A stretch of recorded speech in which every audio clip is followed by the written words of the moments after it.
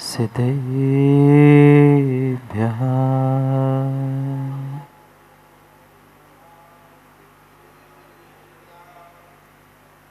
श्रीमत्परं गम्भीर स्याद्वाद्मोघलाञ्छनं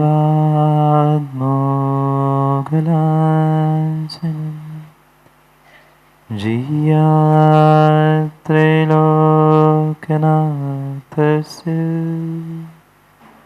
शासनं जिनशासनम् दृष्ट्वा जनान् लोकविकर्मबद्धा व्यस्तानतो ज्ञानविवेकमन्दा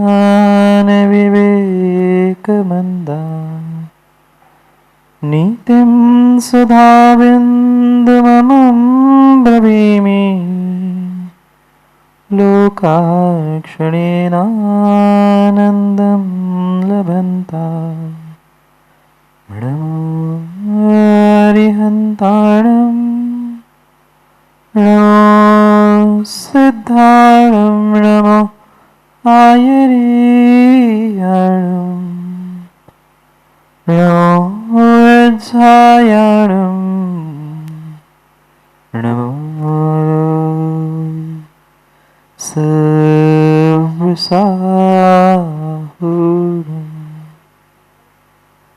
अनंत अनंत परम सिद्ध भगवान की 1008 श्री आदिनाथ भगवान की परम पूज्य आचार्य भगवान कुंद कुंद स्वामी की परम पूज्य आचार्य भगवान काम कुमार नंदी महाराज की परम पूज्य आचार्य भगवान गुरुवर विशुद्ध सागर जी महाराज की अहिंसामय विश्व धर्म की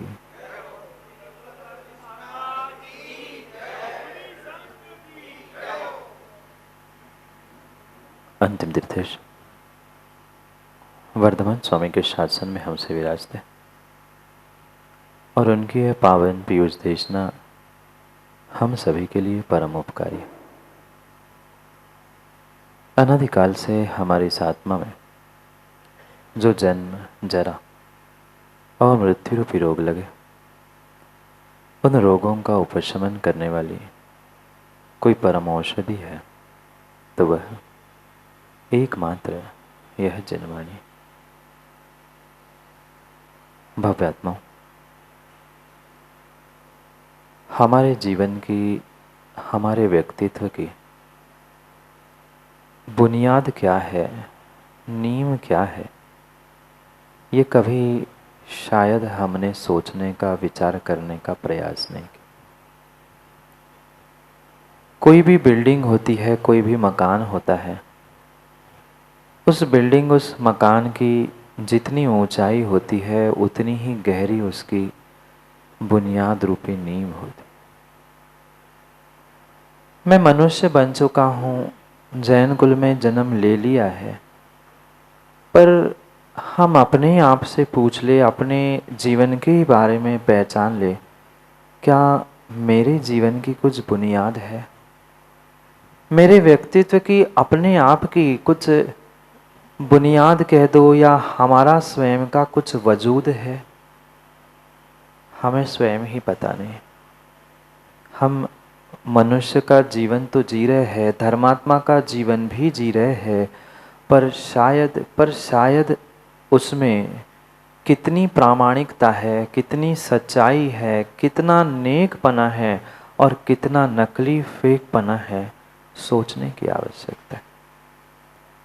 क्योंकि मिनटों में और घंटों में व्यक्ति को किरदार बदलने में समय नहीं लगता। जैसे कई बार आपने नाटक देखे होंगे, ड्रामा देखा होगा। अभी चौक वाले भी कह रहे थे कि कुछ नाटक करना है मंच पे, तो अशोक जी कई बार देखे भी होंगे ना। जैसे मंच पे कलाकार भिन्न भिन्न अभिनय करता है, नाना प्रकार की एक्टिंग करता है, क्या आज के इंसान का जीवन ऐसा नहीं हुआ? मंदिर में पहुंचकर कुछ बनता है, प्रभु के पास कुछ और होता है, घर में कुछ और होता है, मित्रों के साथ कुछ और होता है, और एकांत कमरे में तो और ही कुछ होता है। ध्यान रखना, हम अपने जीवन के बारे में सोच रहे हैं, दुनिया के बारे में नहीं। दुनिया के बारे में सोचते सोचते तो हमारी अपनी बुनियाद खोखली हो गई, हमारा वजूद समाप्त हो गया। अब हम अपने स्वयं के जीवन की बुनियाद और स्वयं के व्यक्तित्व के उस वजूद को समझने का प्रयास करें। क्या प्रतिपल प्रतिदिन हम नए नए किरदार नहीं निभाते? प्रतिपल हम नए किरदारों में घुसते और नए नए अभिनय, नए नए एक्टिंग सीखते हुए हम ये भूलते जा रहे हैं कि हम मनुष्य हैं, हम जैन कुल में जन्मे हैं, हमारी कुछ तो बुनियाद हो, हमारा कुछ तो वजूद हो। कब तक ये फेक जिंदगी जीते रहेंगे? कब तक पल पल बदलते रहेंगे? और जितनी जितनी जितनी बार हम किरदार बदलते हैं, जितनी बार हम किरदार बदलते हैं, भेष बदले अथवा ना बदले, पर हमारा अभिनय, हमारी एक्टिंग तो बदल ही जाती है। विचार करो ना, मंदिर में आकर हम कितने धर्मात्मा बनकर बैठते हैं? माँ, नहीं बैठते? मंदिर में आके कितने और कितने धर्मात्मा बनकर बैठते हैं, और वही मंदिर की 2 सीढ़ियां उतर गए, धर्मात्मा बचते? नहीं बचते, नहीं बचते। और वही पुनः घर की सीढ़ी चढ़ जाते हैं। जो मंदिर जाते समय हम थे, रावका जी वही बन जाते? नहीं। कब तक ऐसा अभिनय करते रहेंगे? कब तक नाटक करते रहेंगे? और कब तक ऐसी बनावटी जिंदगी जीते रहेंगे? कभी तो हम अपने जीवन की बुनियाद को मजबूत करें। कभी तो अपने जीवन की बुनियाद को हम मजबूत करें, क्योंकि विश्वास मानना बुनियाद, नींव जितनी जितनी जितनी मजबूत होती है, उतनी ऊंची बिल्डिंग भी दिखती है। आप लोगों ने नहीं देखी क्या बनती बिल्डिंग? आदि जी देखी ना? जितनी ऊंची बिल्डिंग बनती है, उसकी उतनी गहरी नींव भी होती है, उतनी ही उसकी गहरी मजबूत बुनियाद भी होती है। आज हमारे जीवन की कितनी बुनियाद है, क्या उसूल है, हमें खुद को ही नहीं पता। दुनिया के तो बारे में पता है, कौन कितना पानी में है, कौन क्या कर रहा है, किसकी क्या बुनियाद, किसका क्या वजूद, ये तो कई बार हम खोज चुके, पर हम अपने स्वयं को नहीं पहचान पाए। घर में भी बैठे हैं तो पल पल में, घंटों घंटों में हमारा अभिनय बदलता है। कभी क्रोध, कभी मान, कभी माया, कभी लोभ, कभी विषय, कभी कषाय, पल पल बदलते ही तो रहे, पल पल बदलते रहे। और जब तक हम अपनी बुनियाद नहीं समझेंगे, जब तक हम अपने वजूद पर टिके नहीं रहेंगे, तब तक हमारा जीवन कभी कभी नेक हो नहीं सकता, कभी प्रामाणिक हो ही नहीं सकता। क्या करे जीव आज अपने स्वयं के जीवन की सच्चाई को समझ ही नहीं पा रहा है। कहीं न कहीं विषयों के कारण, कहीं न कहीं कषायों के कारण, और कहीं न कहीं पापों के कारण हमने स्वयं ने ही अपने पापों से, अपने हरकतों से अपने जीवन की बुनियाद को खोखली किया है। दूसरे को दोष मत देना, दूसरों को दोष मत देना बहुत आसान है। दूसरों को दोष देना, इसके कारण काम बिगड़ा, इसने ऐसा किया, इसके कारण हुआ। दूसरे के कारण मेरी जीवन की बुनियाद नहीं हिल रही है, मात्र मेरी जो विपरीत परिणति है, चाहे पापों की हो, चाहे कषायों की हो, चाहे इंद्रियों के विषयों की क्यों ना हो, इनके कारण से ही मैं अपने आप को, अपने जीवन को और अपने जीवन की बुनियाद को भी खोखली कर रहा हूँ। और ये पक्का मानना जिसकी नींव, जिसकी बुनियाद ही कच्ची होती है, खोखली होती है, लंबे समय तक वह बिल्डिंग नहीं रह सकती। ज्ञानियों, ऐसी ही जीवन की बिल्डिंग है, ऐसी ही जीवन की बिल्डिंग है। हम चाहते तो अपने जीवन को, अपने जीवन की बुनियाद को और अपने व्यक्तित्व के वजूद को बहुत मजबूत बना सकते थे, पर क्या करें? पर क्या करे, पल पल पल पल पल पल अभिनय करते हुए हम कितने सारे किरदार निभाने का तो पुरुषार्थ करते हैं, कितना ही दुख कितना ही कष्ट क्यों ना हो, पर कोई पूछता है हंसराज जी कैसे हो, भीतर तो कष्ट है, पीड़ा है, पर कभी सबके सामने हमने कहा कि नहीं मैं बहुत दुखी हूं। अपने आप से पूछना, किसी एक व्यक्ति का नाम ले रहा हूं इसका मतलब मैं उसे अकेले को नहीं सुना रहा हूं, आप सबको अपने जीवन के बारे में जगाने का प्रयास कर रहा हूं। ऐसा ही होता आया है, कितना ही कष्ट हो, बिल्कुल ऐसा लग रहा है कि फूट फूट के लोरों पर रो पाते नहीं, और कोई पूछने में आ जाए उतने में तो और मुस्कुरा के झूठ बोल देते, कहा बढ़िया तो है, अच्छा ही चल रहा है। अनुभव करना अपने स्वयं के बारे में, एक बार दो बार नहीं, सैकड़ों बार ये हमारे जिंदगी के साथ हो चुका, अपने आप हमने कर लिया। क्या झूठ बोलना पाप नहीं था? पर महाराज सबको असलियत बता देंगे, मैं दुखी हूं, मैं कष्ट में हूं, मैं परेशान हूं, तो फिर मेरे बारे में कौन क्या सोचेगा? ये इतना बड़ा आदमी, इतना पैसे वाला आदमी, इतना धर्मात्मा आदमी सुबह शाम भगवान गुरु की सेवा करता है, दुखी है, कष्ट में है, कैसे स्वीकार करूं? जब तक हम अपनी भीतर की चेतना को जगाते हुए पापों से बचने का प्रयास नहीं कर रहे हैं, जब तक हम अपने जिंदगी के बारे में होश में आकर जीना नहीं सीख रहे हैं, विश्वास मानना हमारा जीवन बदल नहीं सकता। हमारे जीवन की ये बुनियाद मात्र और मात्र इसी कारणों से खोखली होती जा रही है कि हम सच्चाई को जीवन में स्वीकार नहीं कर पा रहे हैं। जो सच्चाई बताने वाले हैं उनको हम स्वीकार नहीं कर पा रहे हैं, जिससे हमें सच्चाई पता चल सकती है। ऐसे धर्म और धर्मात्मा की बातों को हम स्वीकार करना नहीं जानते, बिल्कुल नहीं जानते, बिल्कुल नहीं जानते। जानते सुनते तो है, पर सुनने के बाद पुनः पुनः मन में कहीं ना कहीं किंतु परंतु, ऐसा नहीं वैसा, वैसा नहीं ऐसा। यही हमारी परिणति अपने जीवन को खोखला बना रही है, दूसरा कोई नहीं। दूसरे किसी में दम नहीं है, दूसरे किसी में दम नहीं है कि वो मेरे जीवन को बिगाड़ दे। दूसरे किसी में किसी प्रकार से कोई हिम्मत नहीं है कि वो मेरे जीवन में कुछ अच्छा बुरा कर पाए।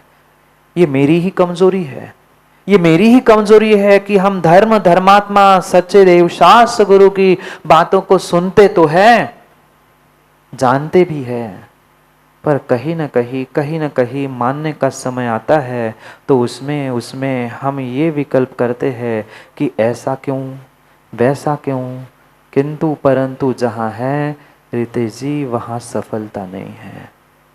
जहाँ किंतु परंतु है, अरे माँ बाप की बातों पर भी अगर कोई बालक कोई संतान किंतु परंतु करता है तो वो भी कभी जीवन में सफल नहीं होता। फिर तो हम प्रभु गुरु और धर्म की बातों पर लेकर भी किंतु परंतु करते हैं, क्या होगा, कैसा होगा, क्यों होगा, नहीं होगा तो क्या होगा। हो गया काम, बनता काम भी धीरज भाई आपके किंतु परंतु से बिगड़ जाएगा। क्यों नहीं हम आज तक अपना कल्याण कर पाए? क्या भगवान बदल गए कि धर्म बदल दिया, कि हमने गुरु को बदला है? गुरु का स्वरूप वही है, जिनवाणी का स्वरूप वही है, धर्म का स्वरूप वही है, गुरु का भी स्वरूप वही है। जो कुछ दिन से हम समझ रहे हैं वही स्वरूप सच्चा स्वरूप है, पर क्या करे, उनका तो स्वरूप जो था जैसा था वैसा ही है, पर हमारी ही बुनियाद कमजोर हो गई है, हमारी स्वयं की विपरीत परिणति के कारण। दूसरों की नहीं, कभी क्रोध, कभी मान, कभी माया और कभी लोभ नहीं सताता। और जब ये कषाय सताती है ना, तो फिर ज्ञानी धर्मात्मा देव शास्त्र गुरु सबको भुला देता है और पुनः पापों में उलझकर धर्म से उतना ही दूर जाता है। ये ध्यान रखना, ये जो वीतराग धर्म आपको मिला है, ये जो जैन कुल आपको मिला है, यही आपके जीवन की बुनियाद है।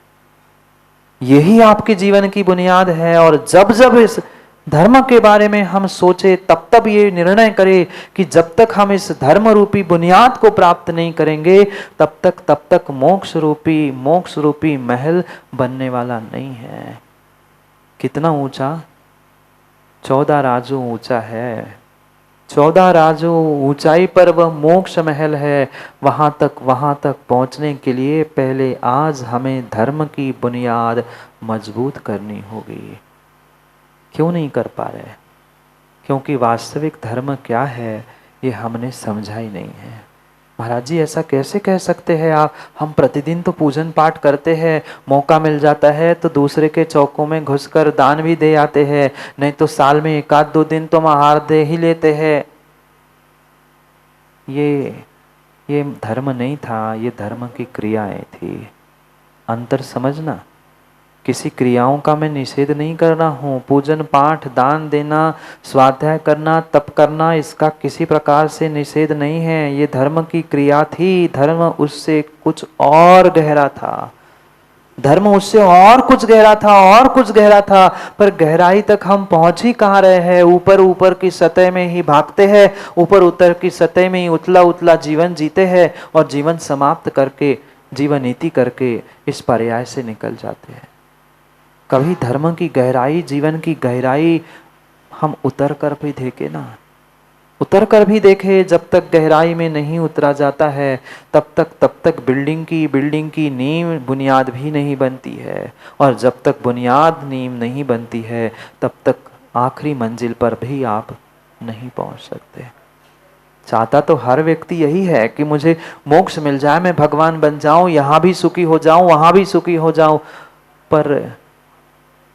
पर बाहर का पुरुषार्थ तो ज्ञानियों कई भवों से किया है, पर जो अंदर का पुरुषार्थ होश पूर्वक करने की आवश्यकता है, वो शायद हमने आज तक नहीं किया।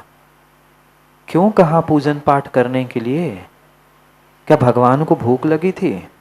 आप नैवेद्य चढ़ाओगे और भगवान उठा के खा लेंगे? नहीं। आप जो चाहे चढ़ा दो, भगवान को उसमें कोई लेना देना नहीं है। फिर भी भगवान को द्रव्य समर्पित करने के लिए कही। क्यों गुरुओं के लिए दान देने की, आहार दान के लिए कही? क्या आप आहार दान नहीं दोगे, क्या मुनिराज भूखे मर जाएंगे? नहीं।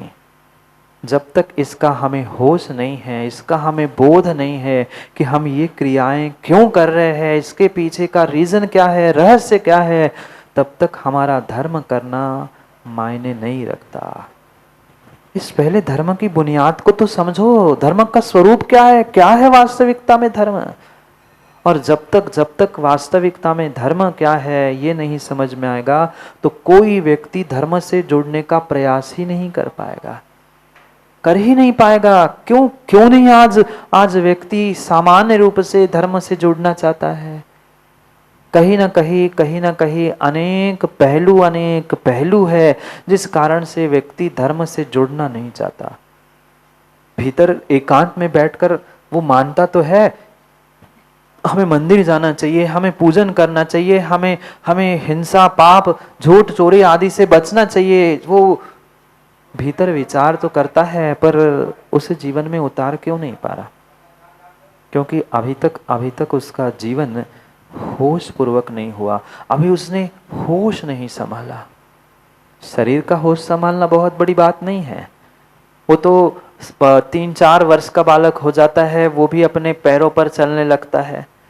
नहीं चलने लगता तो साइकिल, वॉकर आदि देकर आप चलाना सिखा ही देते हो। शरीर का होश संभालना फिर भी आसान है, शरीर का होश संभालना फिर भी आसान है। हम अपने जीवन के कितने होश को संभाल पा रहे हैं? जीवन के बारे में कह रहा हूँ। हमारे धर्म के आचरण रूपी पैर ही कमजोर है, वह बुनियाद ही कमजोर है। हम अपने आप को धर्मात्मा बनाएं तो कैसे? आज हर माता पिता की, हर परिवार की कहीं ना कहीं यही समस्या है। क्या करें महाराज जी, हम सुबह शाम बार बार कहते हैं, पर बेटा बहू नहीं मानते।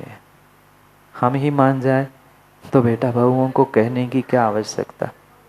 एक राजा था, उसकी भी यही समस्या थी।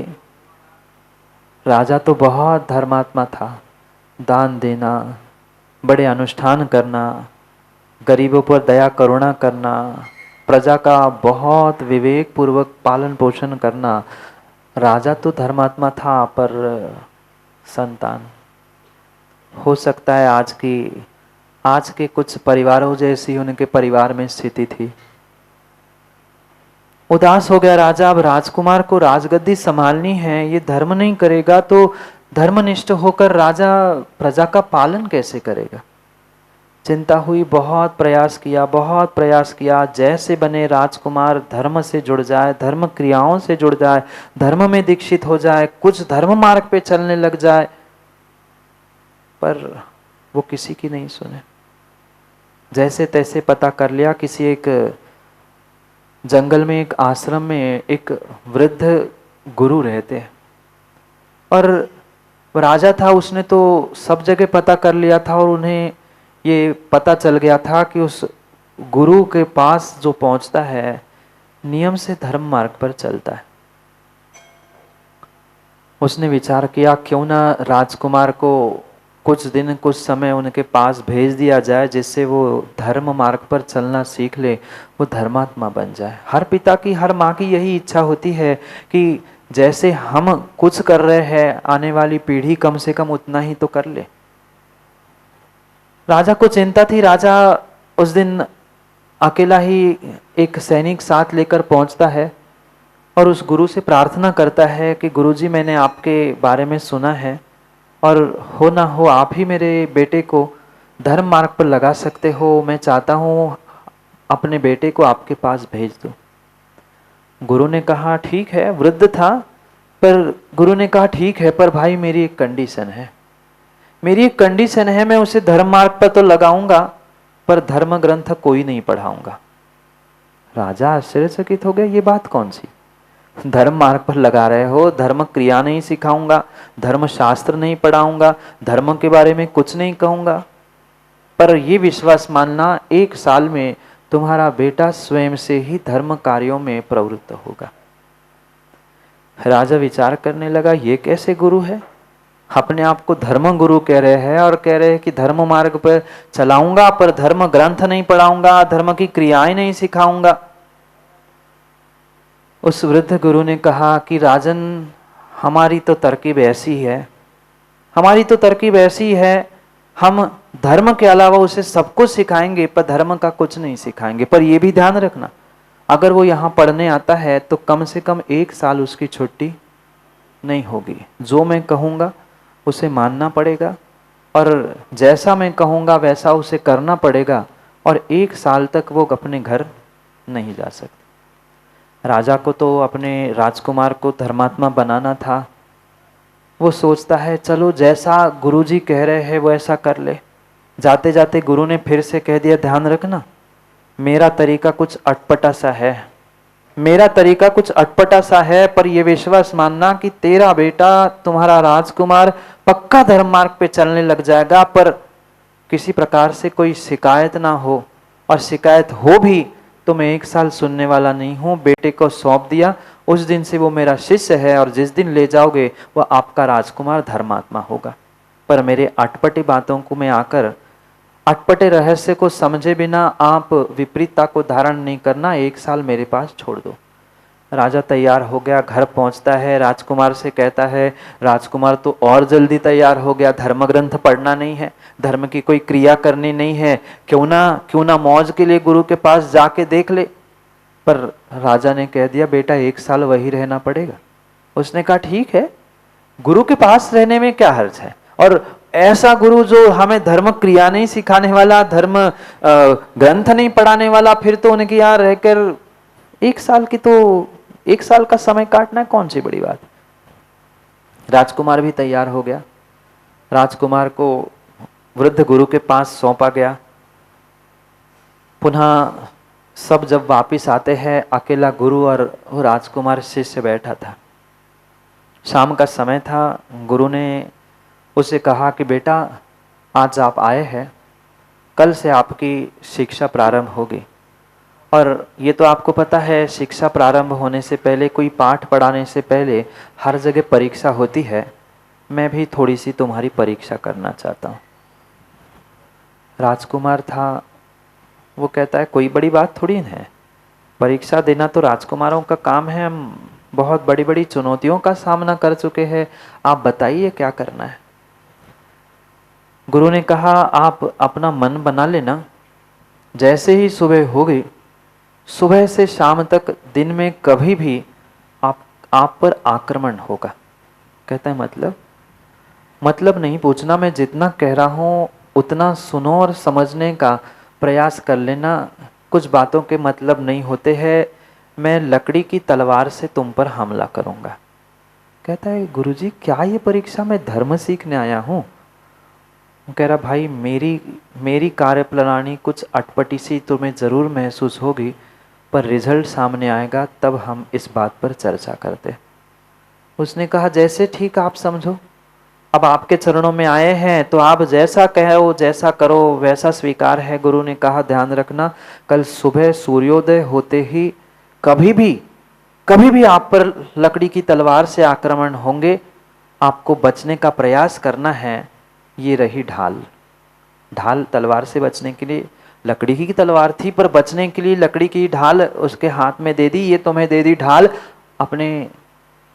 अपने आप को होश पूर्वक बनाने का, जागरूक बनाने का प्रयास करना, हमलों से बचने का प्रयास करना।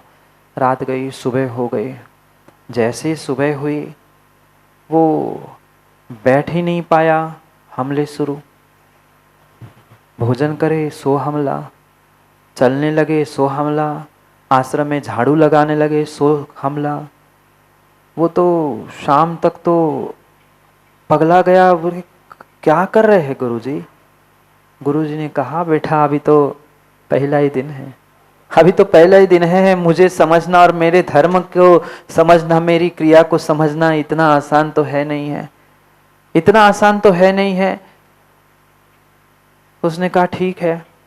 शाम हो गई, थक गया था बेचारा, जो लकड़ी की तलवार से मार खाएगा दिन में और अचानक हमलों को सहन करेगा, वो पहले दिन तो थकना स्वाभाविक था।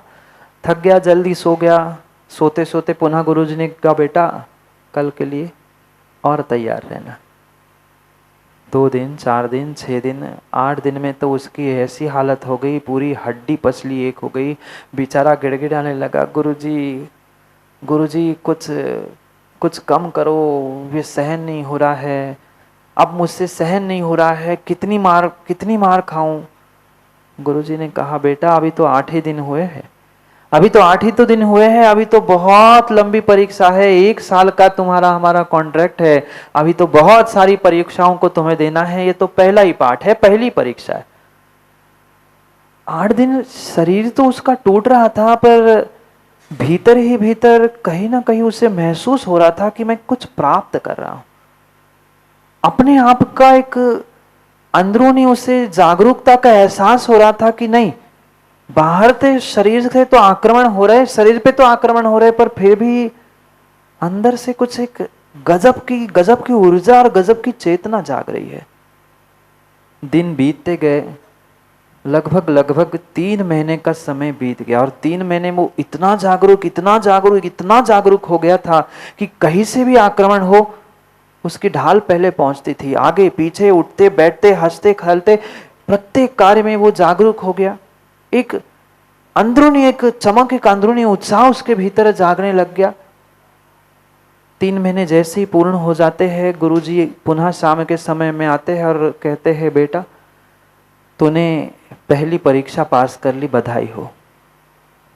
शिष्य को भी अच्छा लगा कि चलो कुछ तो मैंने कर लिया, इतनी मार खा के सही पर गुरु की कम से कम इतनी ही हमने प्रशंसा प्राप्त कर ली। और कहते अब दूसरी परीक्षा के लिए तैयार रहना। तो कहते अब क्या गुरुजी, अब आज तक तो मैं तुम पर मात्र दिन में ही हमले कर रहा था, अब सोते में भी हमले होंगे। वो कहता है गुरुजी दिन में तो मैं जागता हूं, फिर भी हमलों से बच सकता हूं, रात में कैसे जाग पाऊंगा, रात में क्या करूंगा और कैसे बचूंगा। गुरुजी ने कहा मैंने पहले ही कहा था तुमसे और तुम्हारे पिताजी से, राजा से, कि मेरा काम अटपटा सा है, पर ये पक्का है कि साल भर में तुम्हें बदलाव दिखेगा, 3 महीने में तुम्हें समझ में नहीं आया? समझ में तो आया, पर गुरुजी रात में तो कम से कम सोने दो। नहीं, मैंने कहा ना, रात में भी लकड़ी की तलवार से तुम पे हमले होंगे, तुम होशियार रहना, तुम सावधान रहना, होश पूर्वक सोना। शुरू के 2 4 8 दिन तो ऐसे ही गए, बेचारा दिन भर मार खाने का बचता बचता प्रयास करता, और रात में अब मुश्किल सी छा गई। 6 8 घंटे सोने का समय था, उतने में भी पुनः पिटाई शुरू हो गई।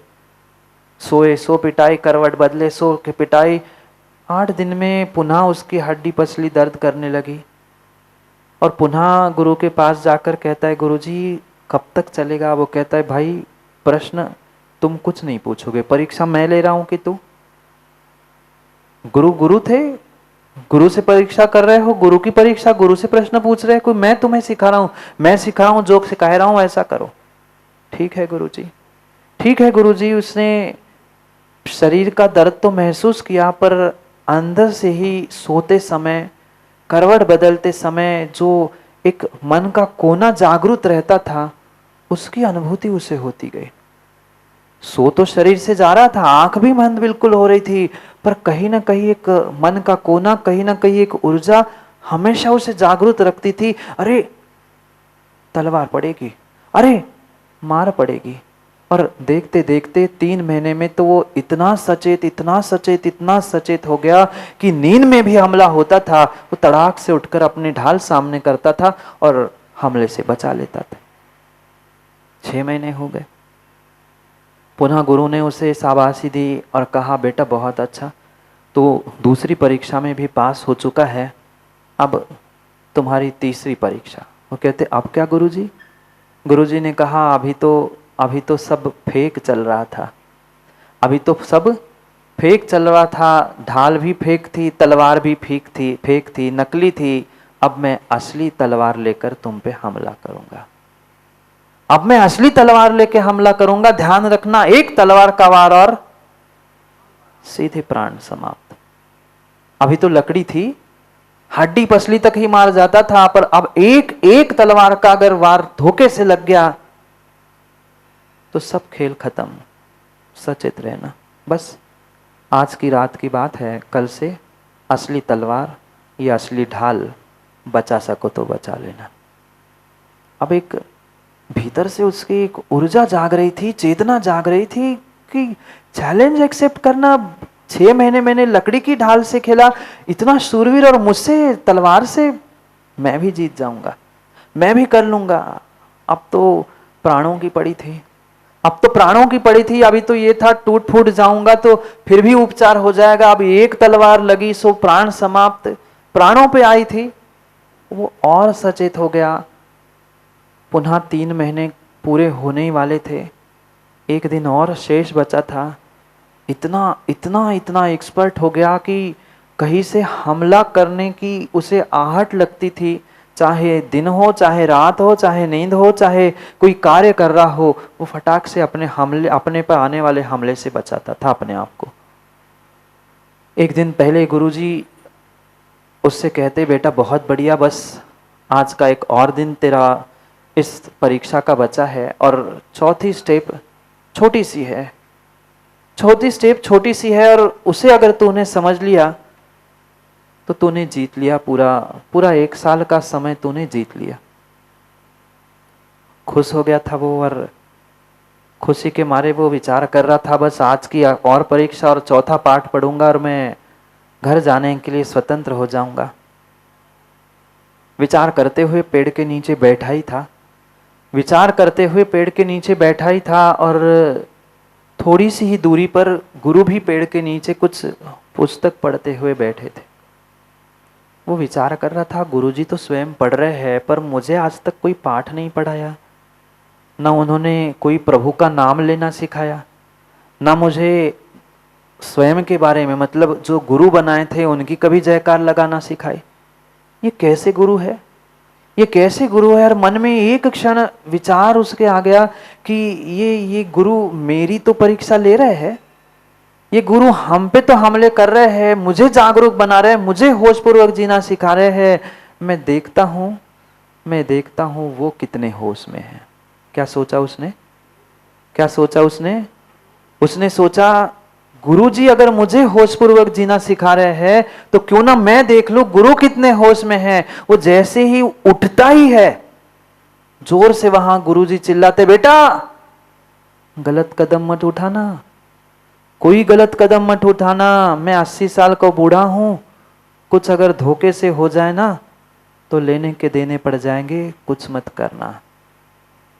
वो तो पागल हो गया।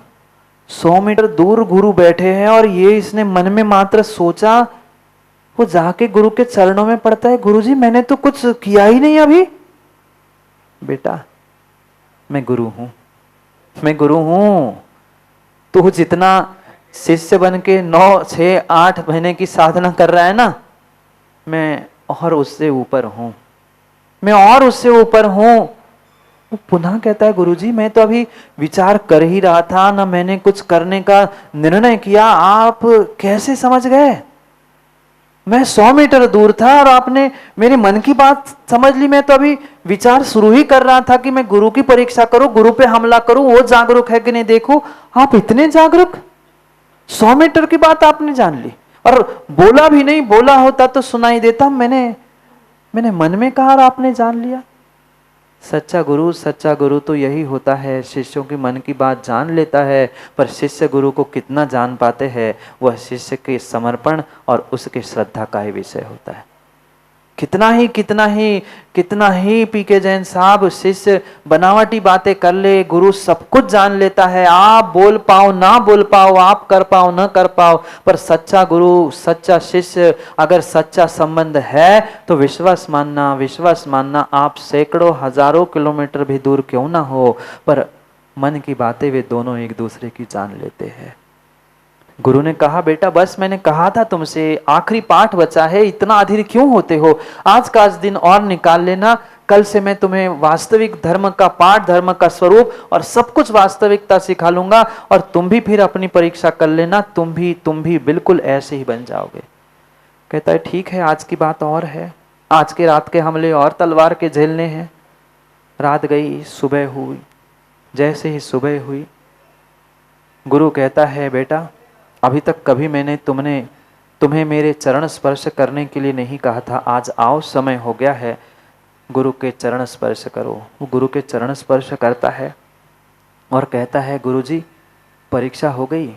गुरुजी ने कहा हाँ बेटा, 9 महीने की परीक्षा पूर्ण हो गई, अब कुछ मिनटों का मात्र धर्म का पाठ सीख लेना, कुछ मिनटों का मात्र धर्म का पाठ सीख लेना। मैं तुम्हें ये तलवार से मार रहा था, मेरा कोई उद्देश्य तुम्हें मारने का, पीटने का, तुम्हारी हड्डी पसली एक करने का, तुम्हारी दिन रात की नींद खराब करने का नहीं था, मात्र इतना पाठ। चौथा बेटा ध्यान रखना, जैसी ये लकड़ी की तलवार, जैसी ये असली तलवार तुम्हारे प्राणों पर आ रही थी और प्राणों की रक्षा करने के लिए, अपने प्राणों को, अपने अस्तित्व के वजूद को बचाने के लिए तुमने जी जान लगा के मेहनत की। बेटा ऐसे ही धर्म का पाठ सच्चा यही है, जिस दिन तुम ऐसे जागरूक हो जाओगे, तलवार के लिए नहीं, तलवार से तो मात्र और मात्र तुम्हारे एक पर्याय के, एक भव के प्राण जाएंगे, पर भव में अगर दुख भोगने से, भव में से प्राणों से हाथ धोने से अगर बचना चाहते हो, भव में दुख से बचना चाहते हो, तो ज्ञानी जैसे तुम तलवार के लिए जागरूक हो गए ना, ऐसे ही 5 पापों, 4 कसायों और इंद्रिय विषयों से बचने का प्रयास कर लोगे तो तुम्हारे जीवन में अपने आप धर्म प्रवेश कर जाएगा। ये तलवार से बचने के लिए, तलवार के हमले से बचने के लिए तो तुमने ये पुरुषार्थ सीख लिया है। ऐसे ही पल पल, दिन में, रात में, सोते हुए, उठते हुए, खाते हुए, प्रत्येक कार्य में अगर तू जागरूक होकर जीवन जीना सीख लेगा तो विश्वास मानना, तुम्हें बाहर से कोई धर्म क्रियाओं को करने की आवश्यकता नहीं है। तेरी अपने आप क्रियाएं शुभ हो जाएगी तो अपने आप पापों से बचने का प्रयास करेगा, क्योंकि एक बार का तुम्हारा पाप कई भवों तक तुम्हें दुख देने वाला है। लकड़ी की तलवार तुम्हारी हड्डी पसली तोड़ सकती है, वह असली तलवार तुम्हारे एक पर्याय को नष्ट कर सकती है। पर बेटा अगर एक बार के तुम्हारे पाप के विचार, एक बार का तुम्हारा पाप, एक बार की कसाय की परिणति तुम्हारे लिए एक भव में नहीं कई भवों में प्राण गंवाने के लिए निमित्त बनेगी। इसलिए जागरूक होकर धर्म को स्वीकार करो। कितने घंटे में पाठ सिखाया? कितने घंटे लगे पाठ सिखाने में? पाठ सिखाने में तो, धर्म सिखाने में तो मात्र चंद मिनट, चंद घंटे ही काफी होते हैं। पर धर्म तक पहुंचने के लिए, धर्म की बुनियाद बनाने के लिए, जीवन की बुनियाद बनाने के लिए समय लगता है। बिल्डिंग खड़ी होने में समय नहीं लगता, बिल्डिंग खड़ी होने में समय नहीं लगता है, पर बिल्डिंग की बुनियाद बनाने के लिए, नींव बनाने के लिए बहुत बहुत बहुत मेहनत लगती है। ये जीवन की बुनियाद धर्म है, ये जीवन की बुनियाद हमारी धर्म है। और यही धर्म, यही सच्चा धर्म ही हमें जीवन की ऊंचाइयों को, मोक्ष तक ले जाने के लिए निमित्त बन सकता है। पर होश पूर्वक जीना तो सीख लो, जीवंत जीना सीख लो, जीते जीते जीना सीख लो। मेरा एक पाप मेरे हजारों सैकड़ों भवों में दुख देगा, ये कभी विचार किया?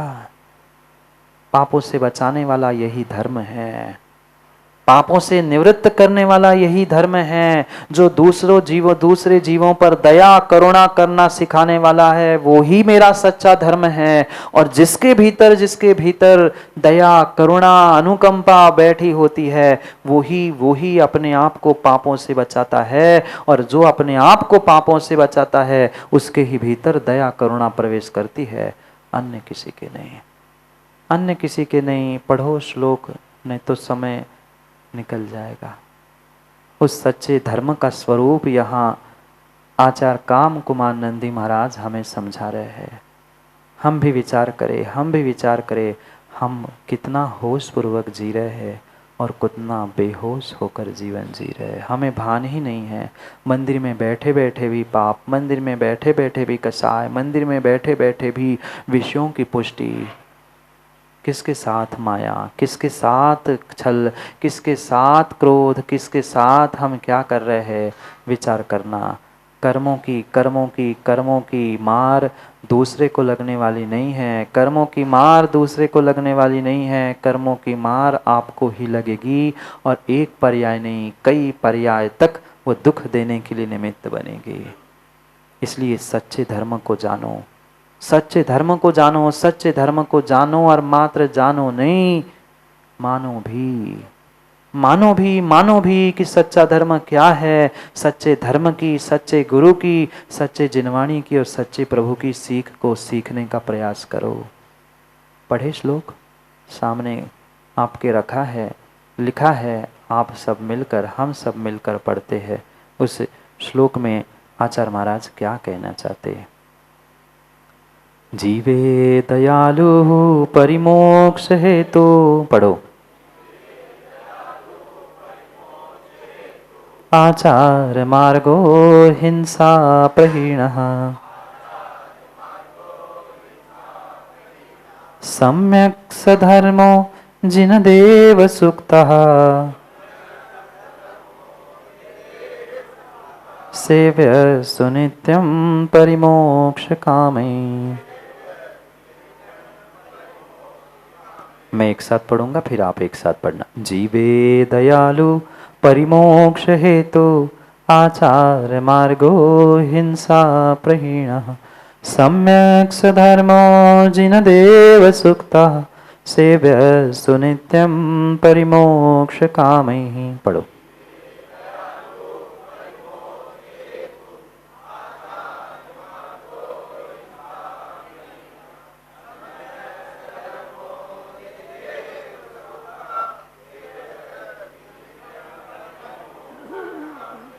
जब भी श्लोक पढ़ते हैं तब कम से कम हाथ जोड़कर उस जिनवाणी की सूत्रों की विनय करनी चाहिए। पढ़ते हैं, जीवे दयालु परिमोक्ष हेतु, जो जीव कर अनुकंपा दया करुणा सिखाते हुए मोक्ष के लिए कारणभूत है। क्या बता रहे हैं यहाँ? धर्म का, सच्चे धर्म का स्वरूप बता रहे हैं। जो एक दिन में उस गुरु ने सिखाया कि सच्चा धर्म तुम्हें जागरूक बनाता है, होशपूर्वक जीना सिखाता है, पापों से बचाना सिखाता है, अपने स्वयं पर ही नहीं प्रत्येक जीव पर करुणा दया करना सिखाता है। यही तो बात कह रहे हैं, जीवे दयालु। प्रत्येक जीव पर, प्रत्येक जीव पर और प्रत्येक जीव पर दया करुणा, और प्रत्येक जीव पर कर पाओ नहीं कर पाओ, विनय जी अपने जीव पर ही कर लो। दूसरे जीव पर कर पाओ नहीं कर पाओ, पर सापेक्ष दया है, करुणा है। पर अगर हम अपने स्वयं जीव पर, मैं भी तो जीव द्रव्य हूं, मानते हो कि नहीं? मैं नहीं, अपने आप को मानते हो कि नहीं? मानो, मानो अपने आप को जीव मानो, अपने आप को भगवान आत्मा मानो, और अपने आप पर कम से कम दया करो। अपनी आप की पापों से खोखली होती हुई जीवन की बुनियाद को बचाओ। कषायों से अपने जो व्यक्तित्व का वजूद डगमगा रहा है, उससे बचने का प्रयास करो। दूसरों को नहीं बचाना, कम से कम अपने आप को बचा लो। जीवे दयालु परिमोक्ष हेतु, और मोक्ष के लिए जो कारणभूत है, क्योंकि जहाँ दया है, करुणा है, अहिंसा है, पापों से बचने की परिणति है, नियम से परिमोक्ष हेतु, वह मोक्ष का कारण बनेगा ही बनेगा। क्यों? आचार मार्गो हिंसा प्रहीणा, जो आचरण का मार्ग बताया है, प्रतिदिन प्रति समय जो कार्य बताए हैं ज्ञानियों, चाहे आपका पूजन पाठ हो, चाहे तप हो, दान हो, ये प्रत्येक क्रिया आपको कषायों से और पापों से बचने के लिए कही है। पर क्या करे, आज जीव सबसे ज्यादा कषाय और सबसे ज्यादा पाप इसी मार्ग पर कर रहा है। इसलिए तो बुनियाद खोखली हो रही है जीवन की, इसलिए तो वजूद नहीं बच रहा है व्यक्ति का। कभी कुछ, कभी कुछ, कभी कुछ, कहीं कुछ, बदलते रहो, बदलते रहो, बदलते रहो। बदलने से जीवन बदलने वाला नहीं है। बदलना ही है तो भावों से और श्रद्धा से बदलना सीखो। आचार मार्गो हिंसा प्रहीणा, जो आचरण का मार्ग है वह हिंसा से रहित है, हिंसा से रहित है। किसी प्रकार की हिंसा वहां है ही नहीं है। हिंसा का अर्थ मात्र माताओं दूसरे जीवों को मारना काटना इतना ही नहीं है। दूसरों का वध करना ये तो हिंसा है ही, पर बंटी भाई दूसरों को बदनाम करना ये भी हिंसा है, ये भी हिंसा है, ये भी हिंसा है। हम सत्य को स्वीकार ना कर के हम कषायों की परिणति को प्राप्त कर रहे हैं, हम विषयों को प्राप्त कर रहे हैं, ये भी हिंसा है। दूसरों की हो ना हो, पर स्वयं की, स्वयं के धर्म की, स्वयं के पुण्य की तो हिंसा हमने तत्क्षण कर ली है। बहुत सूक्ष्म मायने हमारे जैन धर्म में हिंसा हिंसा के है, पर अभी हमने समझ ही कहा, अभी हमने समझ ही कहा, इतना समय ही कहा है हमारे पास। सम्यक सधर्मो जिनदेव सुक्ता, यही सच्चा धर्म है। हिंसा रही है धम्म में, हिंसा से रहित ही धर्म है। और जहाँ हिंसा है वही करुणा, वही दया, और वही मोक्ष मार्ग से मोक्ष प्राप्त करना संभव है। सम्यक सधर्मो, वही मात्र धर्म है। और मैं कह रहा हूं इसलिए मत मानो, काम कुमार नंदी आचार्य भी कह रहे हैं, मैं कह रहा हूं इसलिए बिल्कुल मत मानो। मैं भी प्रतिदिन ये कहता हूं, मेरी तो बिल्कुल मानो ही मत। यहां जो लिखा है वो मान लो। जिनदेव सुक्ता, जिनेन्द्र देव ने कहा है, मैं कौन होता हूं कुछ कहने वाला, मैं कौन होता हूं कुछ कहने वाला। और कह भी तो जरूरी है कि आप सब मान ही लो। मान ही जाए तो क्या ना हो जाए, मान ही ना जाए तो क्या हो जाए। जो संतान माता पिता की बात मानता है वह अपना लौकिक कल्याण करता है। और जो श्रावक गुरु की बिल्कुल ऐसी बात डीके जैन साहब कह दिया, मत्तर पत्थर की लकीर, कोई किंतु परंतु नहीं है, वही अपने स्वयं का और सभी का कल्याण करने के लिए निमित्त बनता है। पर हमारा श्रद्धान कितना है। आज का कोई गुरु रितेश जी आपसे कहे कि 3 महीने आपको वह लकड़ी की तलवार की मार खानी है, तो बोलो ना माताओं, आपसे कह दिया जाए 3 महीने छोड़ दो, एक ही बार कह दिया जाए तो क्या विचार करोगे। बड़े आए गुरु, हमें मार का खिलाकर हमें ज्ञान दे रहे हैं। गुरु की सोच, गुरु की बुद्धि शायद आप कभी समझ नहीं सकते, कभी नहीं समझ सकते, कभी नहीं समझ सकते। आचार्य ने कहा है गुरु बुद्धि विशेषता, गुरु की बुद्धि से चलोगे तो जीवन में विशेषता प्राप्त करोगे, और स्वयं के बुद्धि से चलोगे तो मात्र चंद मिनटों की आप प्रशंसा फिर भी प्राप्त कर लो, पर विशेष विशेष विशेष कुछ जीवन में प्राप्त करना है तो गुरु की बुद्धि और गुरु की बुद्धि का ही अनुसरण करो। जितने सफल हुए हैं, जितने शिष्य आज ऊंचाइयों को प्राप्त कर रहे हैं, चाहे आचार्य भगवान पट्टाचार्य विशुद्ध सागर जी की बात करो, चाहे आचार्य विद्यासागर जी की बात कर लेना, वे जितनी ऊंचाई प्राप्त कर रहे हैं मात्र गुरु की बुद्धि से चले और उन्होंने जीवन में ऊंचाई प्राप्त कर ली। किसी प्रकार से किंतु परंतु नहीं किया, किंतु परंतु नहीं किया। और जहां किंतु परंतु है वहां सब समाप्त है। ये ध्यान रखना, ये ध्यान रखना। जीवन से भी और जीवन के यश से भी अगर कोई महत्वपूर्ण है तो वह धर्म है, धर्म की आज्ञा है और गुरु की आज्ञा है। पर क्या करे, आज धर्म को भी कह दूं बुरी लग जाए तो हंसराज जी क्षमा करना, पर सत्य यही है। मैं तो कह ही देता हूँ, मुझे तो समय आने पर निकल के ही जाना है। जिसको जो जैसा लगे समझना है समझे, पर सत्यता यही है कि आज अपने जीवन के लिए, आज अपने यश, आज अपने मान, अपने सम्मान, अपने कसाय के लिए व्यक्ति धर्म को भी, धर्मात्मा को भी बेचने के लिए तैयार है। क्यों नाम बदल रहे हैं? आज बड़े बड़े शहरों में जागे जी आगे सरनेम जैन लिखने के लिए लोग कतराते हैं, लिखने तैयार नहीं है आज की पीढ़ी। धर्म को छोड़ने के लिए, धर्म को बेचने के लिए भी तैयार है। अपना ईमान, अपना धर्म भी बेच दिया। किस लिए तुम जैन बनकर, धर्मात्मा बनकर जी रहे हो? ये धर्म नहीं सिखाता, धर्म नहीं सिखाता। मैं पुनः कह रहा हूँ, दूसरों पे दया करुणा कर पाओ नहीं कर पाओ, कम से कम हमारे धर्म पर, अपने आत्मा पर, अपने आप पर ही दया करते। उस सेव्यंतु नित्यम, नित्य नित्य नित्य उस धर्म की सेवा करो, धर्म नित्य ही सेवन करो धर्म का। परिमोक्ष कामो, मोक्ष की कामना के साथ, मुझे मोक्ष मिल जाए, मुझे इस दुखों से छुटकारा मिल जाए, मैं संसार से छूट जाऊँ, इस भावना के साथ इस वीतराग सच्चे धर्म को पुनः पुनः पुनः पुनः पुनः पुनः प्राप्त करने का प्रयास करो, क्योंकि ये सच्चा धर्म ही तुम्हारे सच्चे जीवन की बुनियाद है, नींव है। अगर ये ही पापों से, कसायों से तुमने खोखली कर ली तो कब तुम्हारा जीवन लुढ़क जाए, कब तुम्हारी जीवन की बिल्डिंग गिर जाए, कोई भरोसा नहीं, कोई भरोसा नहीं, कोई भरोसा नहीं। ये सोचे समझे निर्णय करे।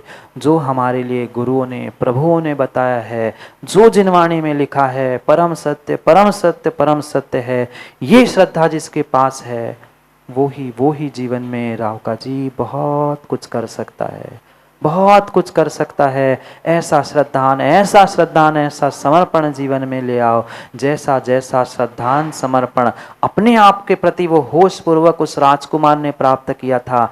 किससे बचने के लिए? तलवार के हमलों से बचने के लिए, तलवार के हमलों से बचने के लिए। आज तो कोई तुम पर तलवार के हमले नहीं कर रहा है, ना लकड़ी के ना असली, पर भले ही कानों पे शब्दों के और व्हाट्सएप के हमले होते रहे, पर हम अपने धर्म और देव शास्त्र गुरु के प्रति अटल रहे, अडिग रहे, तो विश्वास मानना जीवन बदलते हुए, जीवन की बुनियाद पुनः मजबूत होते समय नहीं लगता, समय नहीं लगता। जरूरी नहीं है पुनः पुनः पुनः पूरी बिल्डिंग गिराकर बुनियाद को, नींव को ठीक किया जाए। आजकल ऐसी बहुत सारी व्यवस्था है, बिल्डिंग गिराए बिना भी बहुत कुछ रिपेयर होता है।